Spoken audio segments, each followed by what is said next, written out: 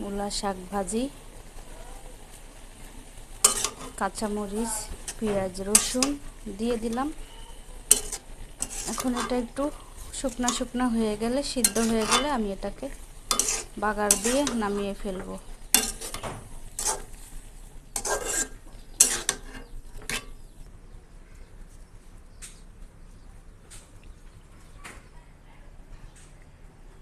খুব শখের কবুতর। মূলা আনলে একটা লাভ হয়, মূলা শাকও খাওয়া যায়, মূলা দিয়ে তরকারিও খাওয়া যায়। তো এই মূলাগুলো আমি পাঁচমিশালি মাছ দিয়ে রান্না করব। আর এই হচ্ছে পাঁচমিশালি মাছগুলা।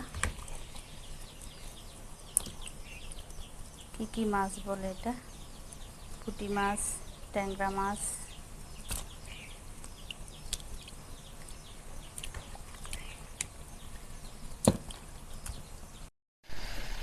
দিয়ে দিলাম তেল, শাকটা বাগার দিয়ে দিব।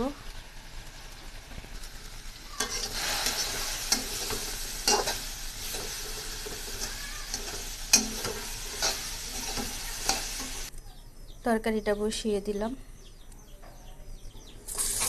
পেঁয়াজ, কাঁচামরিচ,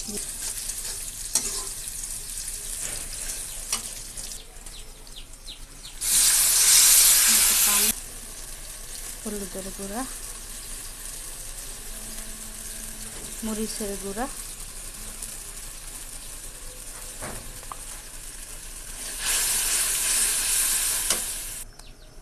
স্বাদ মতো লবণ,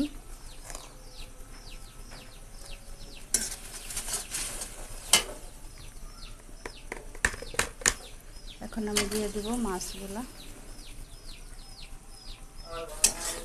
মাছগুলা কষানো হয়ে গেলে তারপর আমি তরকারিটা দিয়ে দিব। তরকারিটা দিয়ে ভালোভাবে কষিয়ে তারপর সামান্য একটু ঝোল দেবো, বেশি ঝোল দেব না। তো আমার মাছটা কষানো হয়ে গেছে, এখন আমি সবজিগুলা দিয়ে দেব। সবজিগুলা দিয়ে ভালোভাবে কষিয়ে পরিমাণ মতো একটু ঝোল দিয়ে দেব।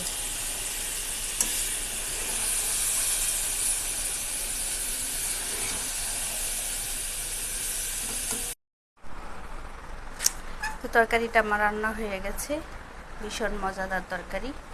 আর শাকটাও সেই ভাজিটা দারুণ হয়েছে।